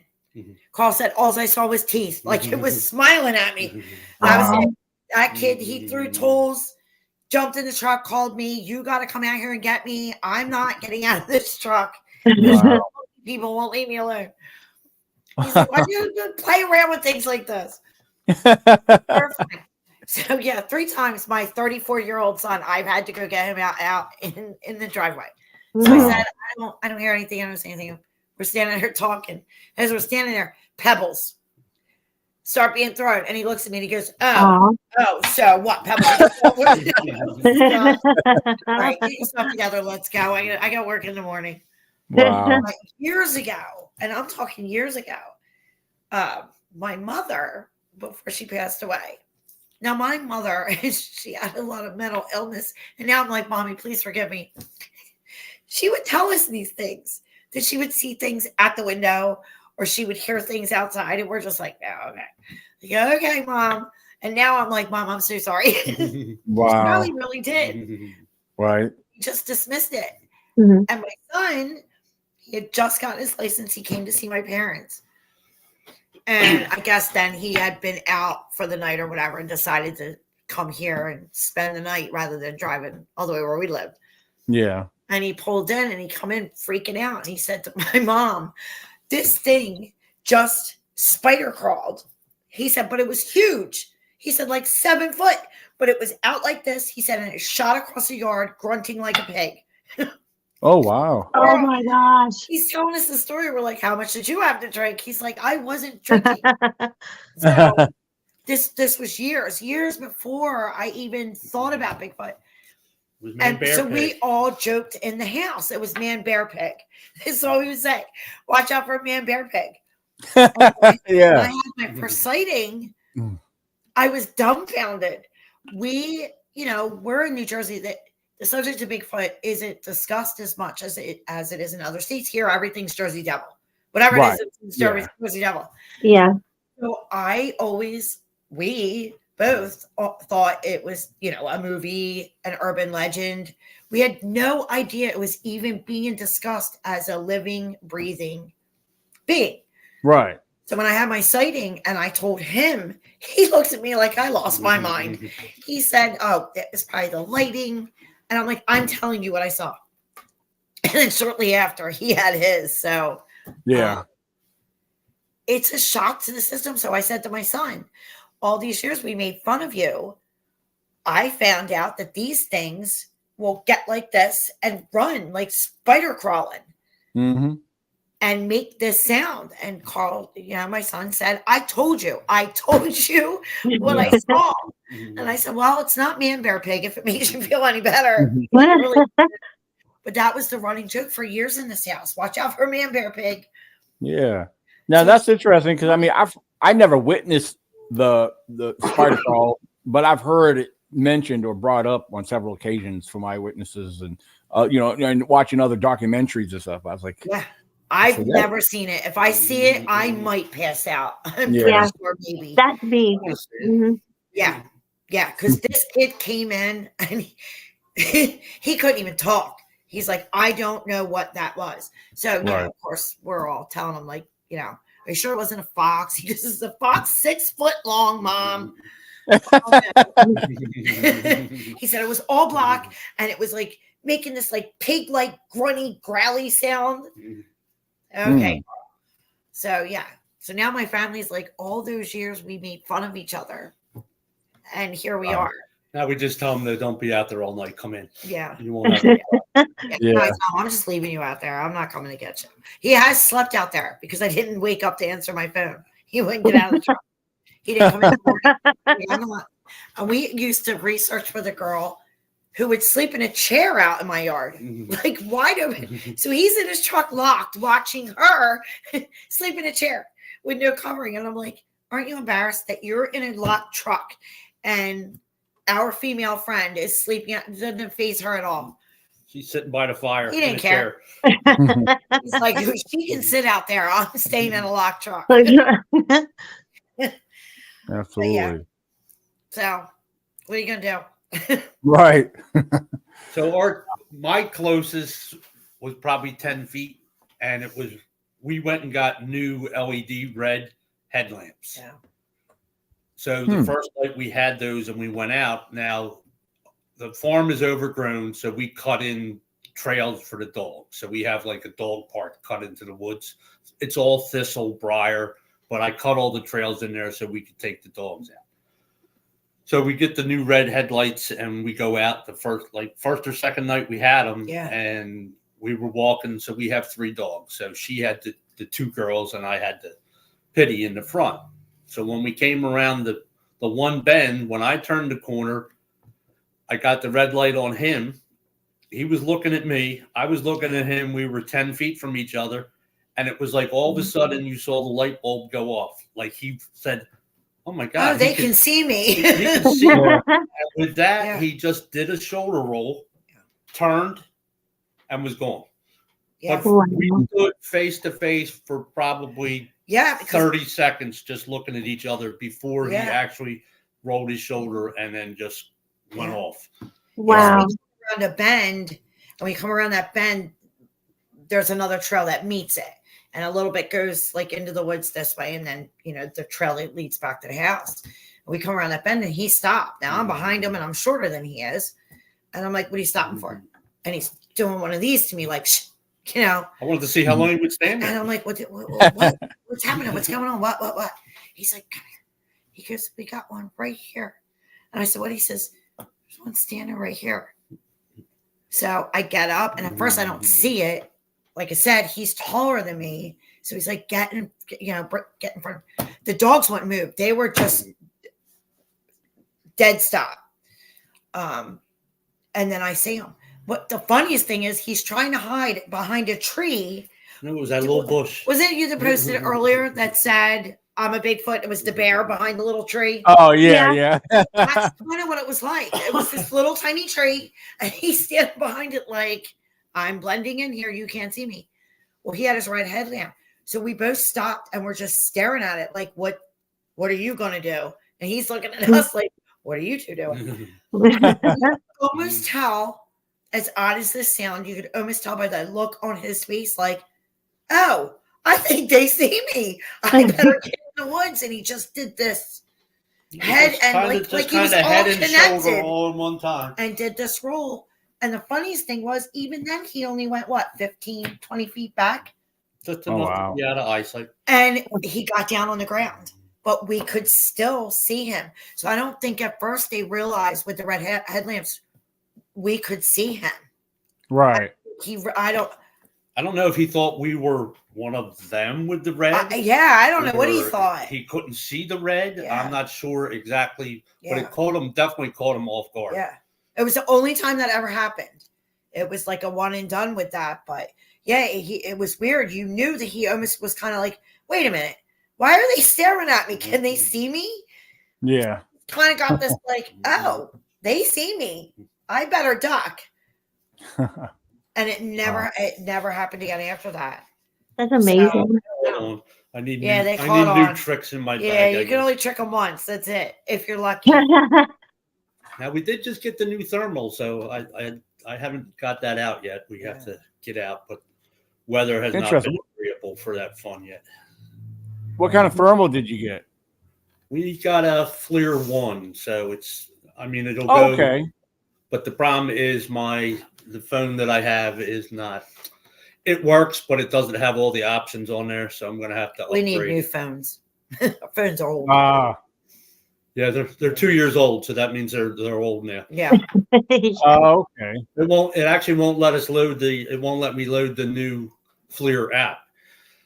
Yeah. So I have to use the old one, which lets me use the thermal, but I can't do any of the video or the picture capture or any of that stuff. So pretty much I can see it, but I can't show it to anybody else. Yeah.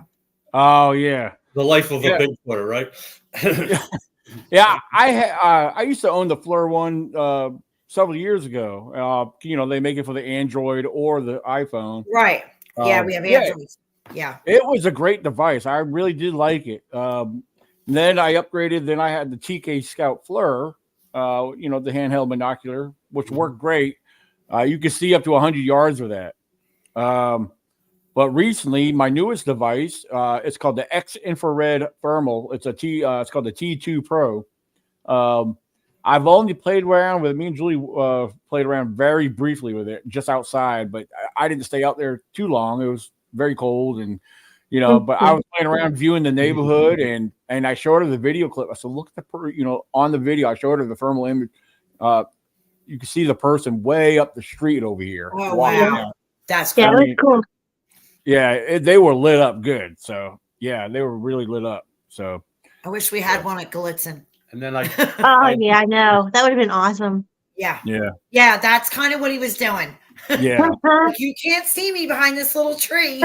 Yeah, exactly. That's why I wanted to share it with you. I was trying to get it up sooner while you were talking about it. But that's what it reminded me of. That I laughed when I saw that today. I'm like, "What, Steve? What's this remind you of?" Absolutely. And then we just got a 4K night vision camcorder that I've been playing with that actually works pretty well, other than distance. Right. Total black darkness. You can see pretty good with it. Oh wow. I like it. Yeah. I have yet to try mine. I also have a new one. Mine's a 4K. They call it a binocular, but it looks like a set of binoculars. So if I can get it out here.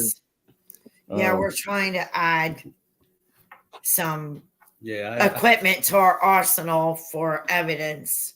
Yeah. We'll see how that goes. This is mine right here. Oh, so, nice. Yeah.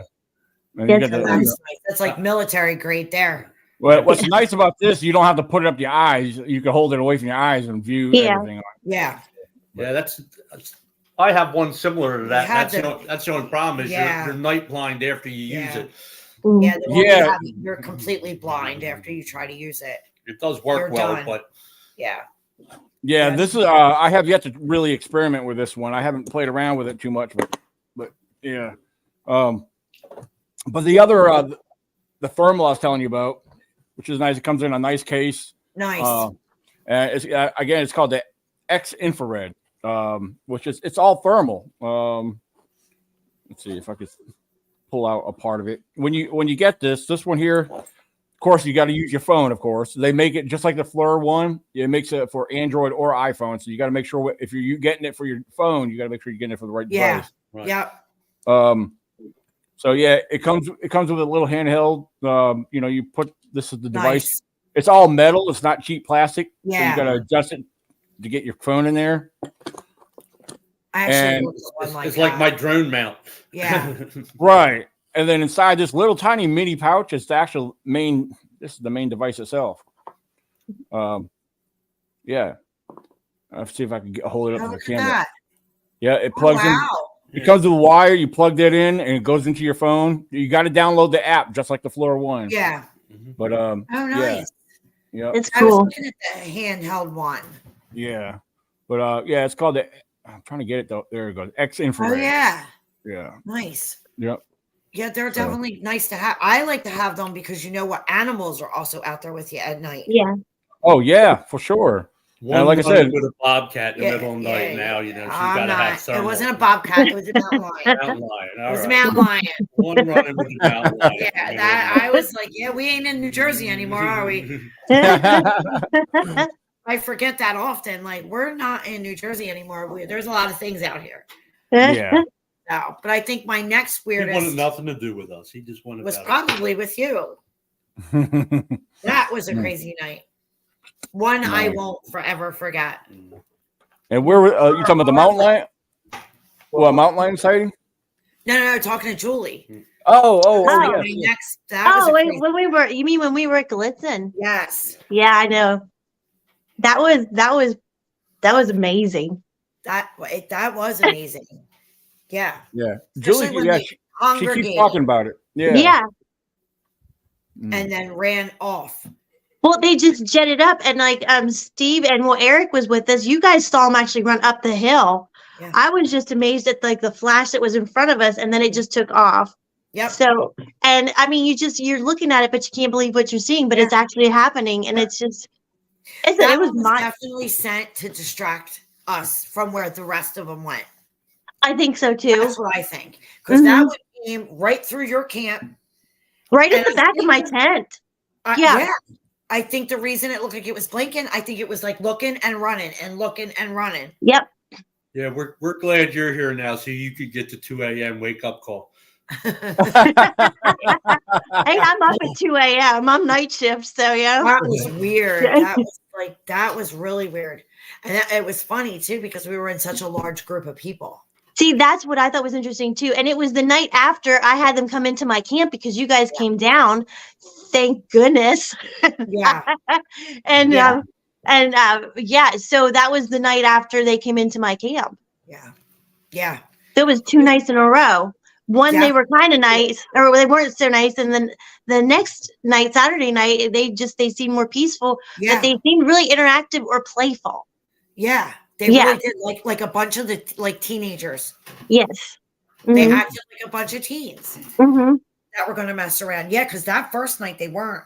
No. I snored because too loud. you heard a growl that you didn't tell me about until the next day. Yeah, because I didn't want to freak you out more. And I appreciate that. Yeah, but it growled at him and I. Yeah. As the weird part was that they were in that little patch right behind me. I mean, literally, they were what, 3 feet behind me where my chair was and where that patch was because I was sitting at the fire. They were literally 3 feet behind me. That's where the growl came from, and I thought, I don't like this. Well, that has the foot trail runs behind all those camps, so they can come up and down. Yeah, but we're talking about that little patch between the campsites. That little patch of well, woods. they more than likely where they were. Up. But and then that's the night it sounded like our grill. Because I remember you saying, that guy Bill thought that it was us, and I'm like, he's sound asleep. I'm in the tent, but I heard it. And we have that recorded. It literally sounds like it picks up our metal grill and like slams it or takes a rock and slams a rock on the stainless steel. And I mean, just for perspective, like our tents or all our campsites were along the tree line that went from like basically our campsite, all four is to get to the lake. So you guys were one down from me, and then Mary was two up from me. So I was kind of in the middle. So yeah, but we were having activity all along that tree line. And then the best part is all Bigfooters together and one couple in the middle of us all. I was like, how are these people freaking sleeping? Because I'm up like, wow. And then Shelly's coming over. Mary's shining a spotlight everywhere. I'm like, these people are just like out. They had to have been, because we certainly weren't quiet. No, we weren't quiet at all. But I think it was because we were on that water. I think so too. We were in such a prime location for them to sneak up and get away. Mm-hmm. Yeah. That was weird. That night. Are you guys doing TJ's camp out? No, I don't know if we're going to or not. I would like to. It's just we have so many things scheduled out already. But if we can, are you guys doing TJ's camp out? We are. We are. Okay. But that which one is that one? The Prince Galitzin. Yeah. Yeah, it's at Galitzin. Yeah. Okay. Yep. But that the area where we're going to be, that was pretty crazy when we were there last time. Yeah. Because it's not. Yeah, it's not doing the regular, over the it's other not side. The regular camp. Yeah, he's doing the group site, which is where Steve and I pulled the prints from. That trackway. Oh, okay. Okay. So we're going to be in the group site on that other side. Oh, okay. So that's still a good area to be. That's cool. Mm-hmm. Yeah, because it was directly across from where we were. Mm-hmm. Just on the other side of the lake. Yeah, and it was weird over there. Yeah, there was a lot of it was stuff going on. A weird vibe over there. Yeah. Oh, okay. See, I didn't get to go over there. I wish I could have, but I didn't get to go over there. Yeah, we had hiked. Well, that was the day we went over. We wanted to go over to the other side, and then it started pouring rain.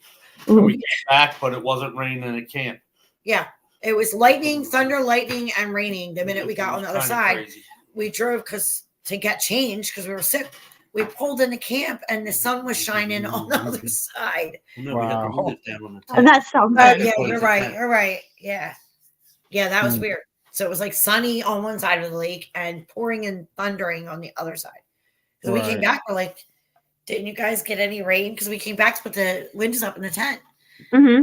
And do you guys know the date for that camp out off the top of your head? I don't. I do. Let me pull my calendar. I'm pretty sure yours is first because we've been trying to keep track of where we're going. Yeah. Okay. I know we'll be at yours, and then I think it's TJ's next. He's gonna look. Okay. Because I get dates. I have to write them on a calendar at work, or I forgot. But yeah, there's a lot of stuff coming up, and then we want to have one at some point this year. I know we said that last year, but a lot of things happened last year. Yeah. He's got it written down. Hold on. Yeah, because that's going to be fun. Robert definitely want to get the Salt Fork. It's June 26th through the 29th. 26th. Okay. So I don't know. Okay. I don't know when your June one was. Yours is the 17th. Well, your Memorial Day weekend, basically. No. In May. Yeah, May. Yeah, May 25th. Yeah. But your that's West the event one. Oh, the one in Virginia. That's June 14th and 15th. Yeah. Yeah. Okay. Yeah. Yep. Yeah. Yeah. So. Robert Duvin said, he said, I guess Mary brought it up earlier because apparently she was on earlier tonight. So, yeah. Yeah. Yeah. I can't wait. It's a good time now. That's for sure. It is. It is a good time there. Yeah. Yeah. But I would it's beautiful. Yeah. Oh, it's gorgeous there. It is a beautiful, beautiful state park. Oh, well, I know that week. Oh, that weekend of that when you said June 20, what second? The 26th through the 29th. Oh, I'm scheduled to be in West Virginia during those days. I'm speaking at the West Virginia Bigfoot Festival. Yeah. Okay. Yeah. So, yeah, that's right. Yeah, I couldn't remember because I think that's the 27th through the 29th. So, yeah. Gotcha. Yeah. We'll have to get together and arrange something. I really want That means you can come out on the 26th on your way by. There you Yeah. Yeah. Got to go that way to get down there. That's true, sir.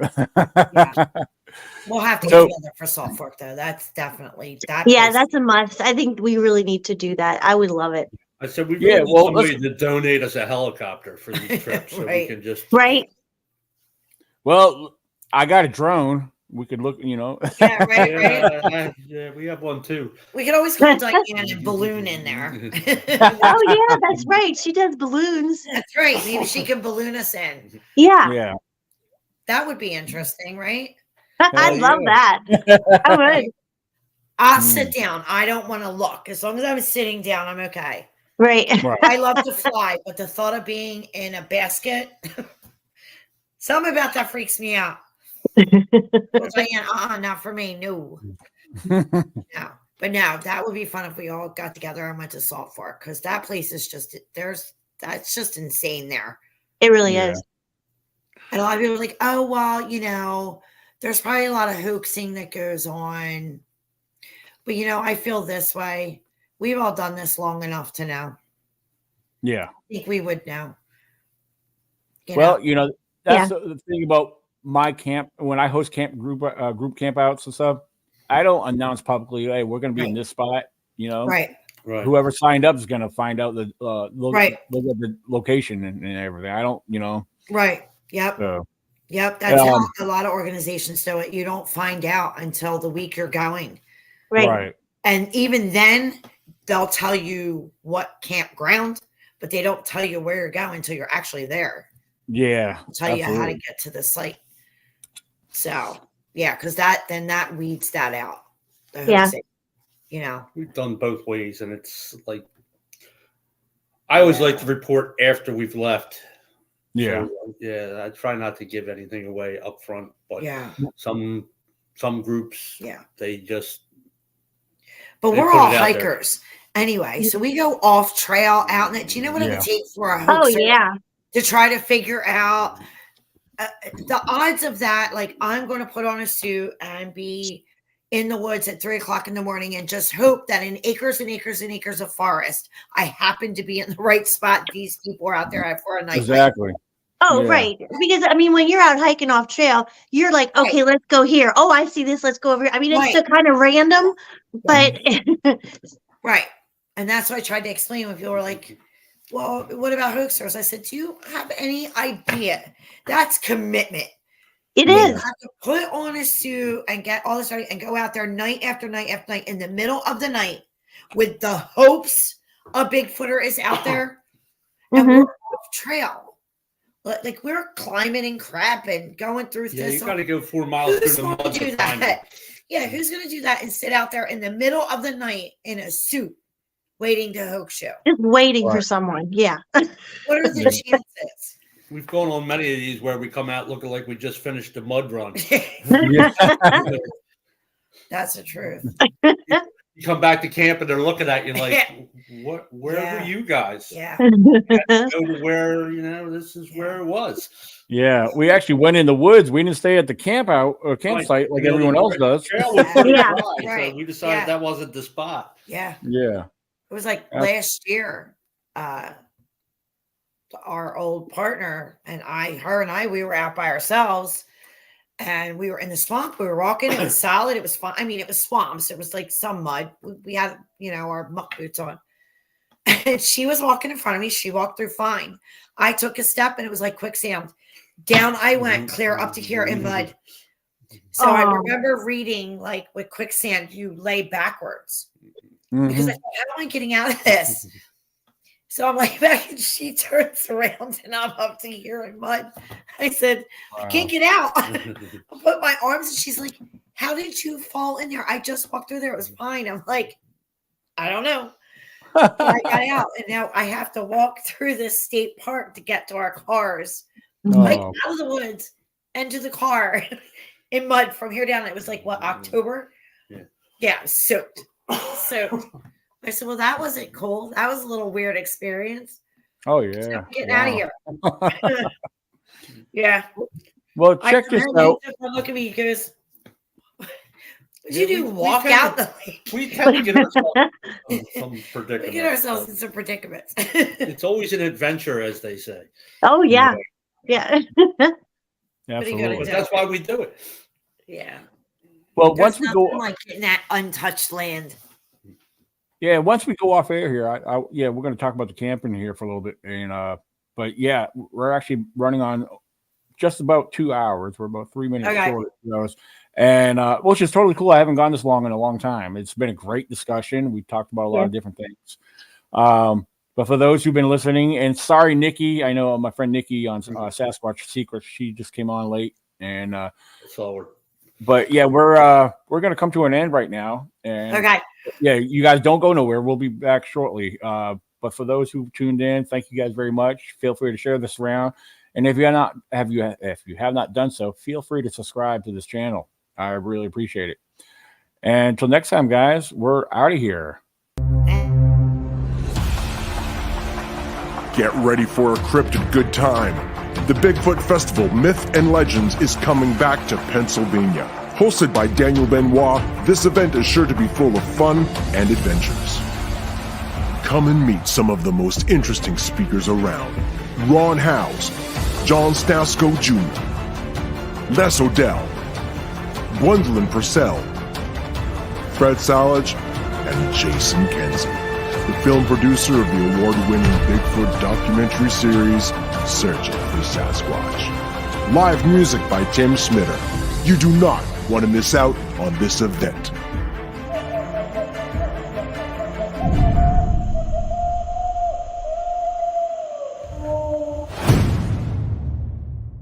And you're watching Bigfoot Zone ECBRO. We want to thank you for tuning in.